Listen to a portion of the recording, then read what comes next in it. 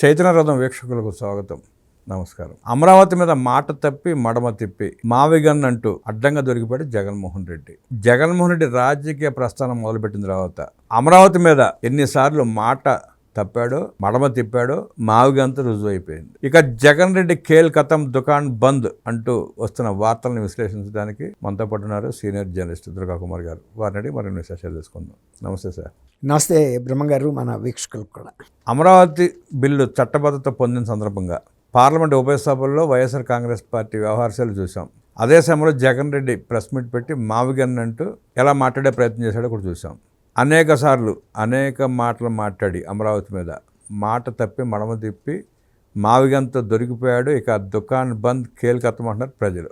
ఎట్లా చూస్తారు, ఎట్లా విశ్లేషిస్తారు? అది 100% వాస్తవం. ఇప్పుడు ఎవరైనా సరే, ఒక రాజకీయ నాయకుడు కానీ, ఒక పార్టీ కానీ, ఎవరు కానీ ఒక అంశం మీద స్పష్టత ఉండాలి, మంచి సద్భావన కలిగి ఉండాలి. లోన దుర్బుద్ధి పెట్టుకుని పైకి నటించి జనాల్ని వంచి కాలక్షేపం చేద్దాము అని అనుకునే వాళ్ళకి ఎవరికైనా జగన్మోహన్ రెడ్డి మొన్న జరిగిన గుణపాఠం అందరికీ కూడా ఒక గుణపాఠం. అతను అమరావతి మీద కాదు కక్కిన విషయం, అది ఆంధ్రప్రదేశ్ ప్రజల మీద కక్కిన విషయం. ఆంధ్రప్రదేశ్ అనేది ఇప్పుడు కూడా ఒక వెనకబాటుతనంలో ఉండాలి, తను వంచనకి గురవుతూ ఉండాలి.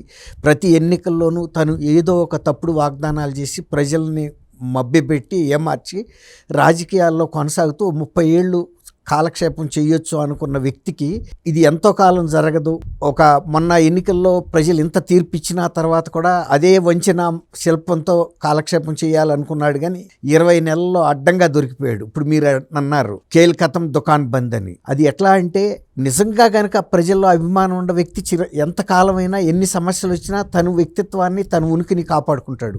అలా కాకుండా కేవలం ప్రజల్ని డబ్బుతో కొనొచ్చు లేదా వంచనతో ఏమార్చొచ్చు అనుకునే జగన్మోహన్ రెడ్డి బొక్కబారలా పడ్డాడు. తను ఇంకోటి ఏమనుకున్నాడంటే, తను నోటమ్మట ఏది మాట్లాడినా నేను ప్రజలకి జవాబుదారీ కాదు, నేను మాట్లాడతాను, వెళ్ళిపోయి 4 గోడల మధ్యలో ఉంటాను ప్యాలెస్ల్లో, నా తరపున మాట్లాడే ఇజ్ మాస్టర్స్ వాయిస్ అని మీకు కూడా చిన్నప్పుడు చూసే ఉంటారు, గ్రామ్ఫోన్ రికార్డులు వచ్చాయి. వాళ్ళు నా తరపున కుక్కలు మురుగుతూ ఉంటాయి, నేను నా ప్యాలెస్లో ఉంటాను అనుకున్నాడు. అదే పద్ధతిలోనే మొన్న చాలా ఆలవోకగా, అంటే ఆంధ్రుల రాజధాని అనేది తను చేతుల్లో ఆడుకునే ఒక బొమ్మలాగా ఇగో ఈ పేరు పెట్టుకోండి అన్నట్టుగా పెట్టేశాడు. అది ఎంత వ్యంగ్యంగాను ఎంత ఏళనగా పెట్టాడంటే, ఆఫ్టర్ ఆల్ మీకు ఒక రాజధాని, దానికి ఒక పేరు, దానికి ఒక ఆలోచన అవసరమా? నేను పెట్టిన అనేక వందల బ్రీఫ్ కేసులకి ఎట్లాంటి పేరు పెట్టానో అలాంటి పేరే మీకు కూడా ఒకటి ఇస్తున్నానని తురుపు ముక్కలాగా ఇసిరాడు. 3 ముక్కలాట ముగిచ్చి ఒక తురుపు మొక్క ఇసిరాడు. అది అంత తురుపు మొక్క అది నల్ల తాసుపాము అయ్యి ఈయన మీదకే వస్తుందని ఆయన ఊహించలా. జనం చాలా ఉదుటున స్పందించారు, అంటే చేదరించుకున్నారు, ఆగ్రహించారు. నువ్వేంటి అసలు, నీకేం అధికారం ఉందని వాళ్ళ నువ్వు రాజధాని నిర్ణయించావు, దానికి ఒక పేరు పెట్టావు, నీకు ఇచ్చిన టైంలో నువ్వేం చేయలేకపోయావు కదా, నువ్వు పక్క తప్పుకున్న తర్వాత నువ్వెవడవి వాళ్ళ రాజధాని నిర్ణయించడానికి, దాని ఒక పేరు పెట్టడానికి ఏదో బొడ్డు కోసి పేరు పెట్టారంటారు చూసారా. నిర్మాణం చేసిన వ్యక్తి 5 ఏళ్ల పాటు అధికారానికి దూరంగా ఉండి కూడా మళ్ళీ వచ్చి అదే అంశాన్ని ముందుకు తీసుకెళ్తున్నప్పుడు ఈయనేదో దీన్ని ఉద్ధారకుళ్ళ లాగాను, అసలు అమరావతిని ఈయనే పెట్టినట్టు, మళ్ళీ దీన్ని ఇంకొకటి ఏదో ఒక పెద్ద బహుమానం ఇస్తున్నట్టు ఆంధ్ర ప్రజలకి ఈయన పెట్టుకోండి అని పెట్టేటప్పటికి అది చాలా వికటిచ్చినా కూడా ఆయన గుడ్డిగా ఉండే అభిమానులు కొందరు దాన్ని భుజాన్ని వేసుకుని మొయ్యిపోతే కూడా అందరూ చీకొట్టారు. కాబట్టి జగన్మోహన్ రెడ్డి ఆంధ్రప్రదేశ్ ప్రజల్ని మాటలతోనూ అబద్ధాల హామీలతోనూ డబ్బుతోనూ ఏది చెప్పైనా లేకపోతే ఏది మాట్లాడైనా సమర్థించుకోగలను నేను, వీళ్ళకి పెద్ద విషయం కాదు నాకు ఆంధ్రప్రదేశ్ ప్రజలు, నేను ఉంటే బెంగళూరు ప్యాలెస్ లేకపోతే నా ప్యాలెస్లో ఉంటాను, ఎప్పుడో బయటకు వచ్చినప్పుడు ఇట్లా ఇష్టం వచ్చింది ఒక మాట మాట్లాడితే దాని మీదే చర్చించడానికి ప్రతిపక్షాలకి ప్రజలకి కూడా సమయం సరిపోతుంది. ఇక నా వైపు చూడరు. ఈ పిచ్చిగా ఒక బోకి కనుక ఇసిరాడు అనుకోండి, దానికి మాంసం కూడా ఉండదు, ఆ బోకినే ఆడుకుంటారు అందరూ ప్రజలు, ఇతర పార్టీలు అనుకున్నాడు. కానీ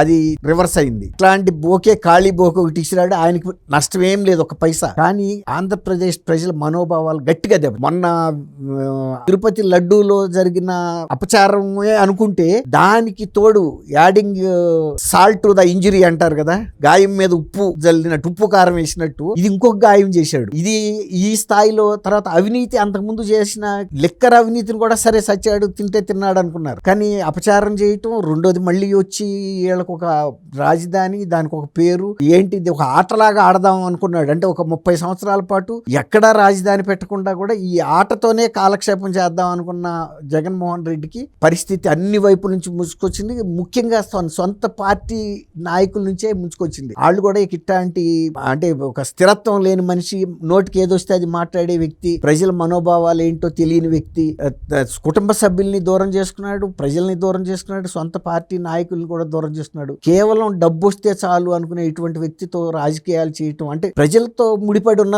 జీవితం ఇది, ప్రజా జీవితం. డబ్బులుగా నువ్వు సంపాదించుకుని కొన్ని వేల కోట్లు, లక్షల కోట్లు నీకు సంబంధించిన ఏమన్నా జప్తుల్లో ఉన్న, కేసుల్లో ఉన్న ఎవడ పట్టించుకోలే. కానీ ప్రజల మనోభావాలను కించిపరిచే విధమైనటువంటి మాటలు మాట్లాడటం, అటువంటి అహంభావం కలిగిన వ్యక్తితో మనం రాజకీయంగా ఇతన్ని ముందు పెట్టుకుని ఎలా ప్రయాణించగలుగుతాం? దానికన్నా మనం ఈ రాజకీయాల నుంచి వైదొలిగి న్యూట్రల్ గా ఉన్నా కూడా ప్రజలకి కనీసం గౌరవాన్ని ఇస్తారు. అటువంటి పార్టీ నాయకులుగా చెప్పుకుని దాన్ని ఆయన మాట్లాడిన ప్రతి పిచ్చి మాటని సమర్థిస్తా జనంలోకి వెళ్తే ఇప్పుడికి పడ్డ అవమానాలు చాలు అనే పరిస్థితి పెద్ద నాయకుల్లో కూడా వచ్చింది. వాళ్ళందరూ కూడా రహస్యంగా, అంటే రహస్యం లేదు, అంతర్గతంగా చర్చించుకుంటున్నారంటే ఏం చేయటం, అసలు మనందరం విడిగా వెళ్ళి ఒక పార్టీ పెట్టుకోవటమా, లేదా షర్మిల లాంటి దాన్ని ముందు, షర్మిల ఈయనకన్నా వేరేట్లు బెటర్ అనేది వాళ్ళల్లో వాళ్లే చెప్పుకుంటున్నారు ఇవాళ. ఎందుకంటే షర్మిల ఎప్పుడు కూడా ఇలాంటి వివాదాస్పదమైన ప్రకటనలు చేయలేదు. రెండోది, కుటుంబంలో జరుగుతున్న అన్యాయాన్ని కూడా ఉందాగా ఎదుర్కొంటుందే తప్ప తను స్థాయి తగ్గి మాట్లాడలేదు. తర్వాత జగన్మోహన్ రెడ్డిలో నీతి లేదు, కానీ షర్మిల విషయంలో ఎంతో అంతో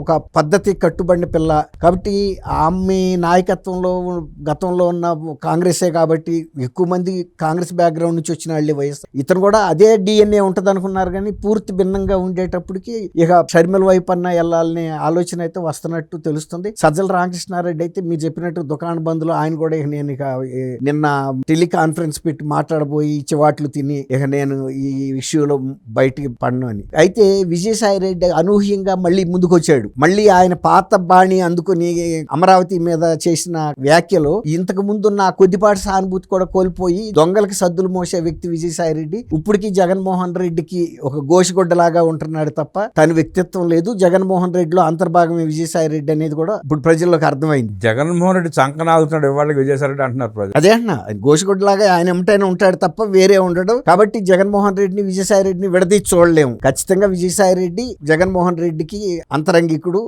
అతనిలో అంతర్భాగం అనే ఆలోచనలోకి వచ్చారు. మన షర్మిల మాట్లాడుతూ సొంత చెల్లి వ్యక్తిత్వ హననానికి పాల్పడిన నువ్వు అన్న పదానికి కళంకం అంది, స్పష్టంగా చెప్పింది. ఆవిడంత సూటిగా స్పష్టంగా చెప్పిన తర్వాత ఆంధ్రప్రదేశ్లో ఆడపడుచనే మనిషి జగన్ రెడ్డి వైపు చూసే అవకాశం ఉందంటారా, ఓటు వేసే అవకాశం ఉందంటారా? అసలు ఆడపిల్లలే కాదండి, ఎవరు కూడా రైతులు కానీ ఇతర ప్రజలు, ఏ వర్గం ప్రజలు కూడా జగన్మోహన్ రెడ్డిని నమ్మరండి. ఒక తల్లి విజయమ్మ గారు కూడా ఇవాళ అతన్ని దేశమంతా చీకొట్టిన ఒక్క తల్లి ఆదరిస్తారు, కానీ ఆ తల్లి ఆదరణ కూడా కోల్పోయిన వ్యక్తిని ఏ మహిళామణి కూడా ఆంధ్రప్రదేశ్లో అతని వ్యక్తిత్వం చూశారండి. వాసిరెడ్డి పద్మ గారు కూడా చెప్పింది, ఏదైనా మహిళల మీద అత్యాచారాలు జరిగితే కూడా వెళ్ళి చెప్పటానికి ప్రయత్నిస్తే ఇదేంటి, ఇది ఒక పెద్ద ఇష్యూ, నాకు ఏదైనా డబ్బుల విషయం కలిసి వచ్చేది ఉంటే చెప్పు, నాకు లాభం వచ్చాయి, ఈ విషయాలు నా దగ్గర చెప్పొద్దని విసుక్కుంటే ఆ అమ్మాయి నేను ఈ పదవి కూడా న్యాయం చేయలేను, నాకు అనవసరం అని బయటకు ముందే వెళ్ళిపోయింది. ఇప్పుడు మిగిలిన వాళ్ళు కూడా కళ్ళు తెరిచారని చెబుతున్నారు. ఇతనితో వెళ్తే కనుక మనకు ప్రజల్లో వాల్యూ ఉండదు. ఇప్పుడు మీరు అన్నట్టు షర్మిల అంత చక్కగా విడమర్చి చెప్పిన తర్వాత అతని వ్యక్తిత్వం ఏంటో, ఏ మహిళల పట్ల సొంత చెల్లి ఆయన ముఖ్యమంత్రి అవటానికి 3500 కిలోమీటర్ల తన కుటుంబాన్ని పిల్లల్ని వదిలిపెట్టి కూడా చేస్తే కూడా ఆ అమ్మాయికి కూడా అంత అన్యాయం చేసిన వ్యక్తి ఇంకా మహిళలకు ఎవరికి న్యాయం చేయగలుగుతాడు? బ్రహ్మం గారు కుక్క తోక పట్టుకుని గోదావరి ఈదిన చందాన జగన్ రెడ్డితో ప్రయాణం ఉంటుందంటూ విశ్లేషించిన దుర్గా కుమార్ గారికి ధన్యవాదాలు తెలియజేస్తూ నమస్కారం.